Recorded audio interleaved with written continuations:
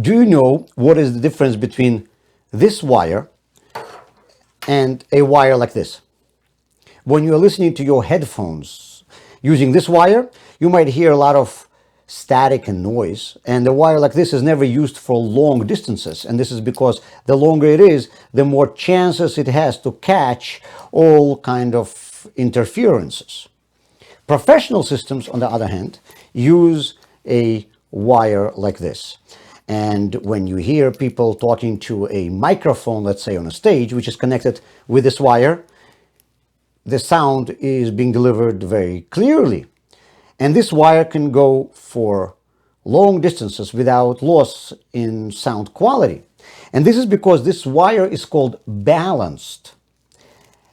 At the very beginning of it, the sound is being split into two opposite signals by inverting one of them. And it travels along its entire length this way. At the opposite end, there's a mechanism that combines the two opposite signals together. So now, if there were noises that this wire caught along the way, these noises are going to be canceled out by the other signal. This allows delivering sound without any distortions over long distances. Our world is so far from godliness, but the Torah says that we have to bring godliness into this world. How can we do that?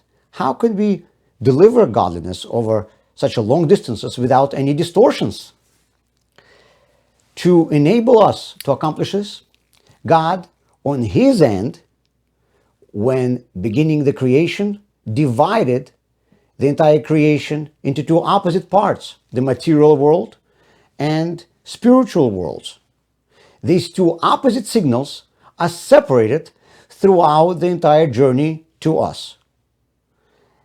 And this is why we see them as two separate spheres of our lives that are not even related to each other. But the Shema, the main part of Jewish liturgy, is reminding us that God, which is the source of this world, is one.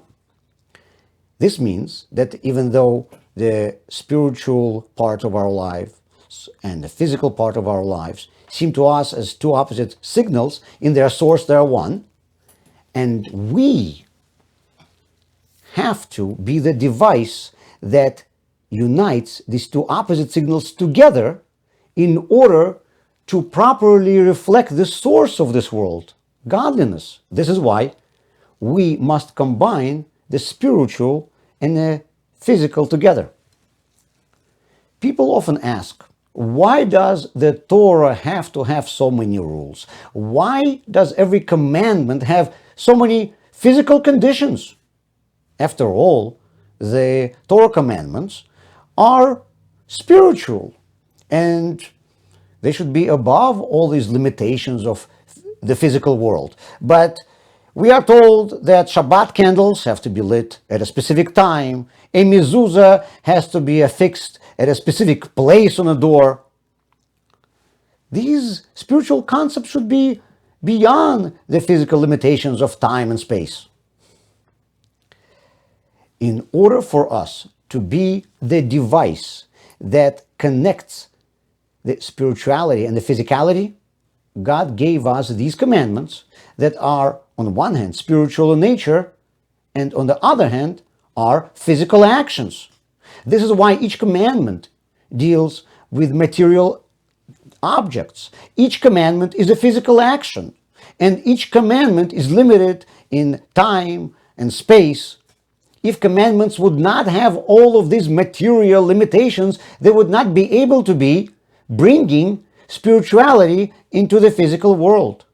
And we down here would not be able to be the device that is making this world properly reflect its original source.